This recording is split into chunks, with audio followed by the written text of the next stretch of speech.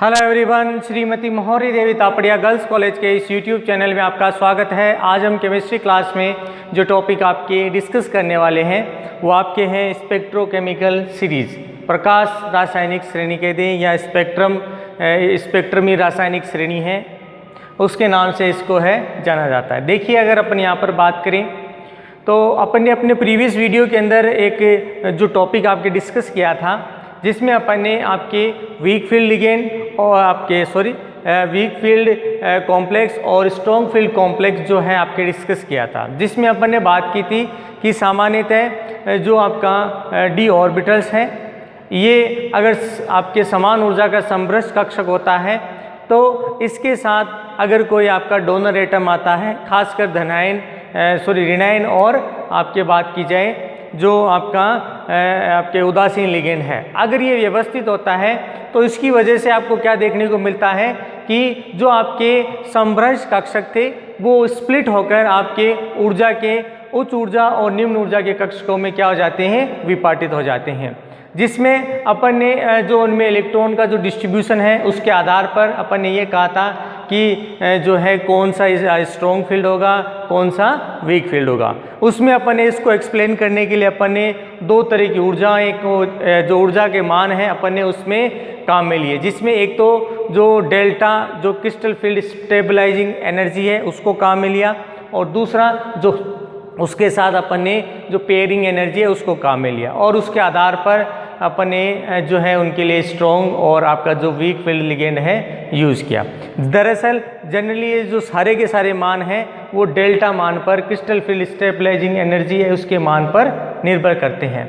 तो आज अपन इसमें जो चीज़ बात करने वाले हैं, जनरली जो लिगेंड है उस लिगेंड की प्रकृति है उसके बारे में बात करेंगे, और फिर क्या है कि लिगेंड को क्या किया गया है कि व्यवस्थित श्रेणी के अंदर रखा गया है, तो अपन उसके बारे में भी बात करेंगे कि भी ये जो श्रेणी है वो स्पेक्ट्रोकेमिकल सीरीज के नाम से क्यों जानी जाती है।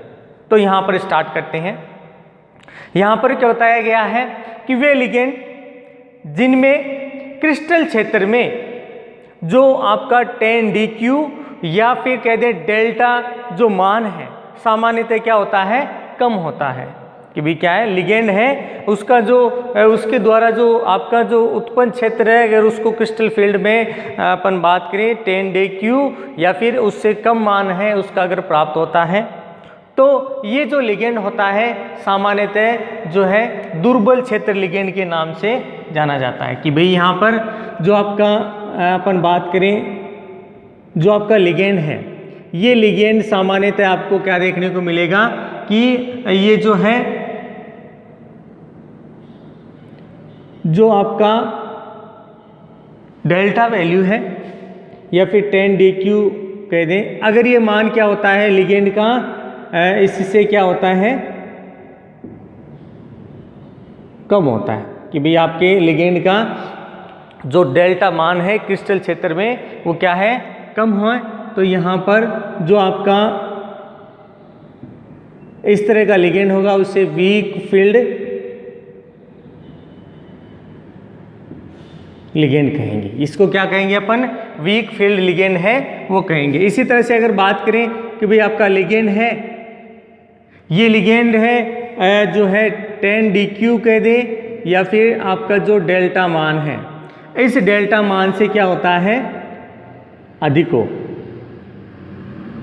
यहाँ तो देखिए कम की डिस्कस किए, तो इस तरह का जो लिगेंड बनाएगा उसके द्वारा उत्पन्न जो क्षेत्र होगा उसको अपन किस नाम से जाने जाएंगे, स्ट्रॉन्ग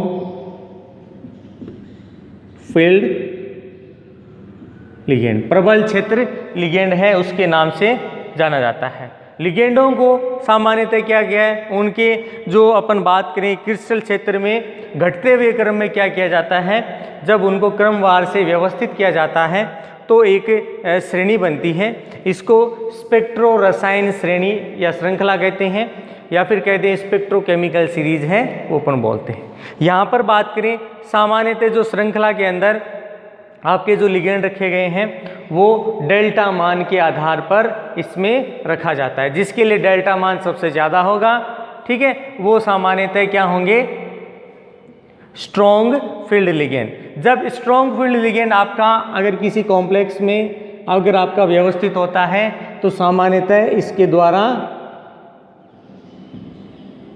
लो स्पिन है वो प्रदर्शित की जाती है। और यहाँ पर बात करें अगर वीक फील्ड लिगेंड है तो यहाँ पर अपन कह सकते हैं कि कैसे देखने को मिलेगी, हाई स्पिन है वो यहाँ पर आपके व्यवस्थित होगी। तो यहाँ पर जो लिगेंड है उनको क्या किया गया, श्रृंखलाबद्ध रूप से जो है आपके व्यवस्थित किया गया है, इसीलिए इस श्रेणी को स्पेक्ट्रोकेमिकल जो श्रेणी है उसके नाम से जाना जाता है। अब यहाँ पर देखिए अपन जो लिगेंड है अपन उसको लिखते हैं। तो यहाँ पर लिगेंड की मैं एक सीरीज लिख रहा हूँ और उसके आधार पर जो है आप उसमें डिफरेंस करेंगे कि कौन स्ट्रॉन्ग फील्ड होगा और कौन वीक फील्ड होगा। जिसमें अगर बात करें सबसे पहला जो लिगेंड है आपका CO, जिसको अपन कार्बोनिल बोलते हैं। देखिए ये कोबाल्ट नहीं है, कौन सा है आपका, कार्बोनिल। उसके बाद है आपका साइनाइड, उसके बाद है आपका NO2-, उसके बाद है आपका डाइपिरिडिन। इसके बाद बात करें तो यहाँ पर SO3-2 3। इसी तरह से बात करें इसके साथ तो यहाँ पर आपका PY पिरिडीन, ठीक है। और पिरिडीन के ही इसके समकक्ष कह दें या लगभग मान वाला इसमें आपको क्या मिलेगा, NH3, कि इन दोनों में आपको जो है ज़्यादा अंतर देखने को नहीं मिलेगा। इसी तरह से बात करें NCS, ये हो जाता है आइसोथायोसाइनेट, ठीक है। अब बात करते हैं इसके अलावा। तो इसके अलावा जनरली ऊपर वाली जो सीरीज लिखी है मैंने, ये सारी की सारी क्या है, स्ट्रॉन्ग फील्ड लिगेंड की है। कौन सी है, स्ट्रॉन्ग फील्ड लिगेंड। और स्ट्रॉन्ग फील्ड लिगेंड कभी भी अगर किसी मेटल के साथ जुड़ा होगा तो यहाँ पर जो है वो आपके पेयर्ड इलेक्ट्रॉन है वो आपको यहाँ पर देखने को मिलेंगे। अब देखिए, अब बात करते हैं कि भाई ये स्थिति देखने को मिलती है। इसके बाद अगर बात करें H2, OH, इसके अलावा बात करें फ्लोरीन, क्लोरीन, क्या आइसोसाइनाइड, फिर बात करें Br और ये आपका आयोडीन। यहाँ पर ये जो नीचे वाली श्रेणी है ये लगभग आपकी किसको रिप्रेजेंट करती है, ये आपके वीक फील्ड लिगेंड को रिप्रेजेंट करती है। वीक फील्ड लिगेंड को क्या करती है, रिप्रेजेंट करती है। अब यहाँ पर एक चीज़ समझनी है कि अपन ने जनरली इनको एक्सप्लेन तो कर दिया कि भाई शुरुआत वाले ये जो हैं ये स्ट्रॉन्ग फील्ड लिगेंड है और ये जो ये है ये आपकी वीक फील्ड लिगेंड है। अब देखिए इसकी वजह से होता क्या है, जैसे मान लो आपका स्ट्रॉन्ग फील्ड लिगेंड है तो यहाँ पर ये किसी मेटल के साथ जुड़ेंगे तो यहाँ पर चीज़ ध्यान रखनी है कि एक तो आपका जो d ऑर्बिटल होगा वो स्प्लिट होगा। स्प्लिट होने के बाद इसके साथ आपको जो चीज़ें देखने को मिलेगी कि जो इसमें आपके d ऑर्बिटल में इलेक्ट्रॉन उपस्थित हैं, चाहे वो संख्या में 1 हो, 2 हो, 3 हो, ठीक है, इन पर तो कोई असर नहीं होता। लेकिन जैसे ही इनकी संख्या बढ़ती है, जैसे आपकी 5 हो गई, 6 हो गई, 7 हो गई, इस तरह की अगर संख्या होती है तो यहाँ पर आपको क्या देखने को मिलेगा कि जो आपका निम्न ऊर्जा का कक्षक होगा, जो अगर ऑक्टाहेड्रल आपका कॉम्प्लेक्स है तो वहाँ पर सामान्यतः T2G में जो इलेक्ट्रॉन है उसमें क्या हो जाने लग जाती है, पेयरिंग होने लग जाती है। उसमें जो इलेक्ट्रॉन है वो पूर्ण रूप से भरने लग जाते हैं। इस स्थिति की बात करें तो इस स्थिति में आपके जो इलेक्ट्रॉन हैं ये सारे के सारे क्या हो जाते हैं, पेयर्ड कंडीशन वाले हो जाते हैं। और साथ में अगर बात करें इनमें जो अनुचुंबकीय गुण है, सामान्यतः यहाँ पर अनुचुंबकीय गुण आपको बहुत कम देखने को मिलता है, क्योंकि इन्होंने क्या किया, इनकी पेयरिंग करवा दी। भी स्ट्रॉन्ग फील्ड लिगेंड होगा वो क्या करेगा, इलेक्ट्रॉन की पेयरिंग करेगा। और इसकी वजह से अपन यहाँ पर कह सकते हैं कि जो इलेक्ट्रॉन है उनका क्या पाया जाता है, लो स्पिन पाया जाता है। लो स्पिन का मीन है कि एक ही कक्षक में उसका विपरीत दिशा वाला इलेक्ट्रॉन ही क्या आ जाता है, उसी कक्षक में व्यवस्थित हो जाता है और जो इलेक्ट्रॉन है उनकी क्या हो जाती है, पेयरिंग हो जाती है। इस तरह से मैं एक कक्षक के लिए दिखा रहा हूँ, ये इस तरह से पेयरिंग हो जाती है।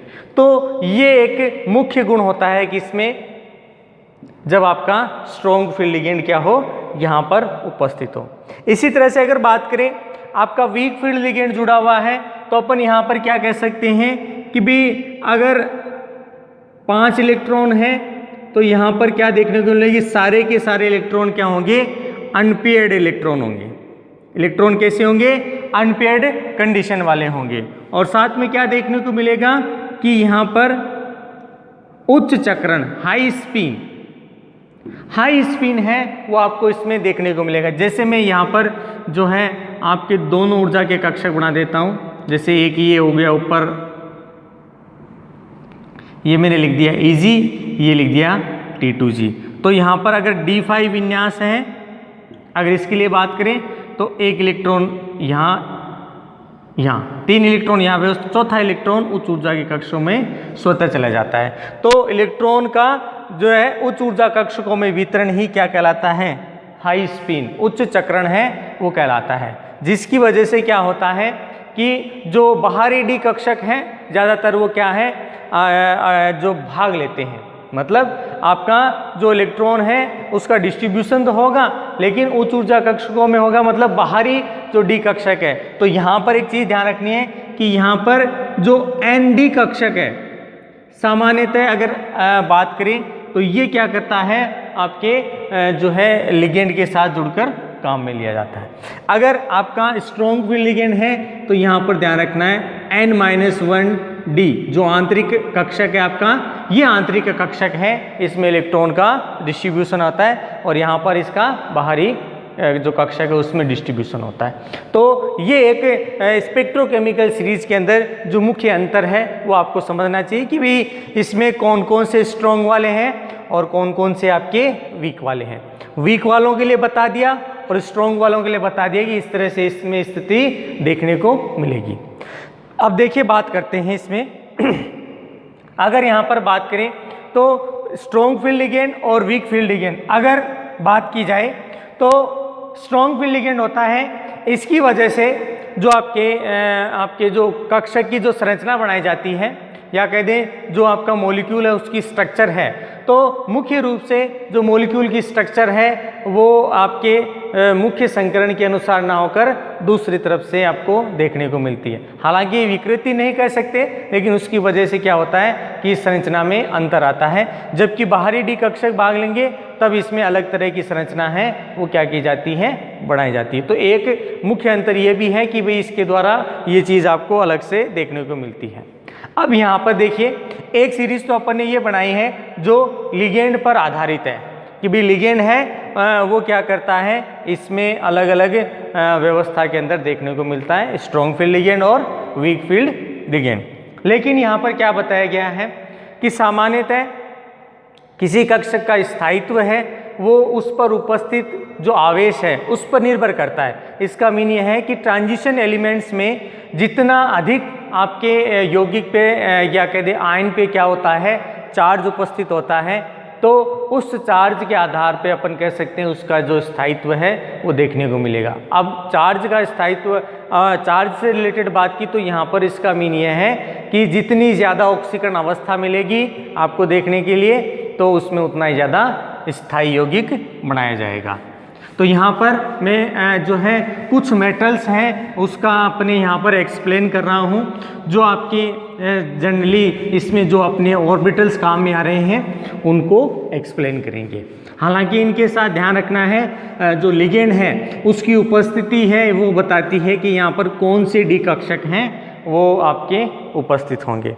तो यहाँ पर सबसे पहले अपन बात करें तो यहाँ पर दे रखा है जो धातु आयन है उसकी स्थिति पर। तो सबसे पहला जो आपका एलिमेंट है प्लेटिनम +4 ऑक्सीकरण अवस्था। इसी तरह से बात करें इरिडियम +3। इसी तरह से बात करें आपका दे रखा है इसी प्लेटिनम का ही पैलेडियम का ही 4 ऑक्सीकरण अवस्था। इसी तरह से बात करें जो आपका रोडियम है +3। इसी तरह से बात करें जो आपका मैग्नीज है Mn+4 कंडीशन वाला। और फिर बात करें तो यहाँ पर आपका जो कोबाल्ट है, कोबाल्ट +3। अब यहाँ पर एक चीज़ समझनी है कि इनमें अपन देख रहे हैं चार्ज क्या हो रहा है, लगातार कम हो रहा है। यहाँ पर आपको जो चार्ज है उसको व्यवस्था को थोड़ा ध्यान रखना है। तो ओवरऑल यहाँ पर चार्ज क्या हो रहा है, कम हो रहा है। तो इसकी उपस्थिति सुनिए। अब जिन पर ज़्यादा जितना चार्ज होगा उनके साथ जुड़ने वाला लिगेंड उतने ही ज़्यादा स्थायित्व वाला, या कह दें जो स्ट्रॉन्ग फील्ड लिगेंड अगर उपस्थित है तो उसमें उतना ही ज़्यादा इलेक्ट्रॉन का जो है व्यवस्था देखने को मिलेगी। जितनी ज़्यादा ऑक्सीकरण अवस्था होगी यौगिक में उतना ही ज़्यादा स्थायित्व आता है। तो यहाँ पर ये हो गया। इसके बाद बात करें तो आपके जो क्रोमियम है +3 ऑक्सीकरण अवस्था, इसी तरह से जो आयरन है उसकी +3 ऑक्सीकरण अवस्था वाला मिलता है। इसी तरह से वेनेडियम है ये +2। इसके अलावा बात करें तो यहाँ पर आयरन, कोबाल्ट, निकल और मैग्नीज, ये कुछ एलिमेंट्स और दे रखे हैं। तो अपन यहाँ पर क्या कर सकते हैं, Fe+2 ये हो गया। इसके अलावा आपका कोबाल्ट +2 हो गया। फिर बात करें आपका निकल, और लास्ट इसमें बात करें Mn+2। अब देखिए ये जो आए अपन बात करें सामान्यतः इनको भी इसी श्रृंखला में क्या किया गया है, जो धातु आयनों पर उपस्थित जो चार्ज है उसके आधार पर व्यवस्थित किया गया है, यानी ऑक्सीकरण व्यवस्था के आधार पे।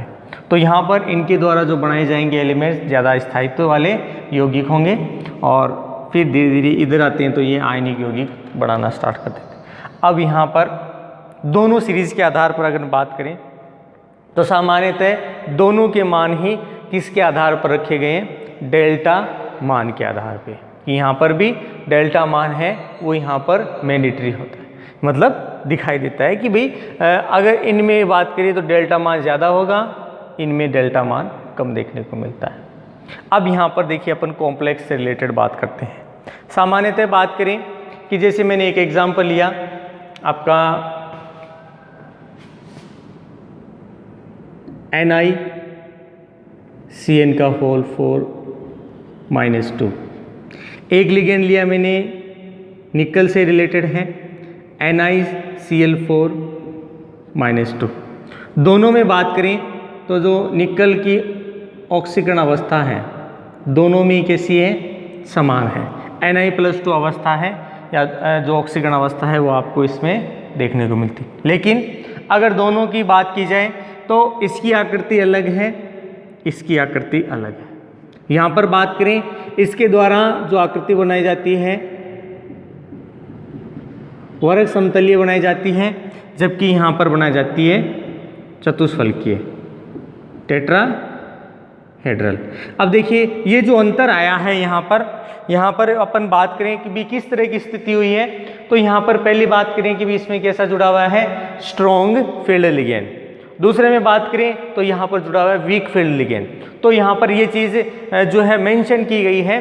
तो इसकी वजह से क्या होता है कि मुख्य संरचना में अंतर आता है। यहाँ पर बात करें स्ट्रॉन्ग फील्ड लिगेंड है तो जो निकल है उसके आंतरिक डी कक्षक यानी N-1D जो कक्षक है वो क्या लेगा, भाग लेगा। इसीलिए जो संकरण का प्रकार है वो यहाँ पर बदल जाता है। तो यहाँ पर जो संकरण है वो DsP2 संकरण हो जाता है। अगर यहाँ पर बात करें तो वही बाहरी डी कक्षक भाग ले रहे हैं, तो यहाँ पर ध्यान रखना है जो संकरण है वो कैसा हो जाता है, sp3 संकरण हो जाता है, और मुख्य रूप से दोनों में अंतर आ जाता है। अब यहाँ पर अगर बात करें स्थिति की तो यहाँ पर इसके अंदर जो इलेक्ट्रॉन है उनका क्या हो जाता है, युग्मन हो जाता है। इलेक्ट्रॉनों का क्या होगा, युग्मन होगा, और युग्मन होने की वजह से क्या होगा, एक D एक S और 2 P कक्षक भाग लेंगे और भाग लेकर इस तरह की स्थिति बना ली। यहाँ पर बात करें तो यहाँ पर एक S 3 पी, यानी तीनों पी कक्षक क्या होंगे, भाग लेंगे। तो ये मुख्य रूप से जो है आपके डेल्टा ऊर्जा है उसके आधार पे बताना है। साथ में अब यहाँ पर दोनों में बात करें तो जो आपका इस सीरीज़ की बात कर रहे थे कि जिनमें जो लिगेंड है उनको डेल्टा मान के आधार पर क्या किया गया है, व्यवस्थित किया गया है। और उसके आधार पर अपन ने देख लिया कि भाई इनमें जो मुख्य रूप से है बहुत सारे अंतर हैं वो आपको इसमें देखने को मिलते हैं। तो ये था डियर स्टूडेंट आपके स्पेक्ट्रोकेमिकल सीरीज से रिलेटेड आज का अपना वीडियो। देखिए इस वीडियो की अगर अपन खासियत की बात करें तो जब आप एक तो कोऑर्डिनेशन जब आप समझते हो तब इसकी बहुत ज़्यादा ज़रूरत पड़ती है।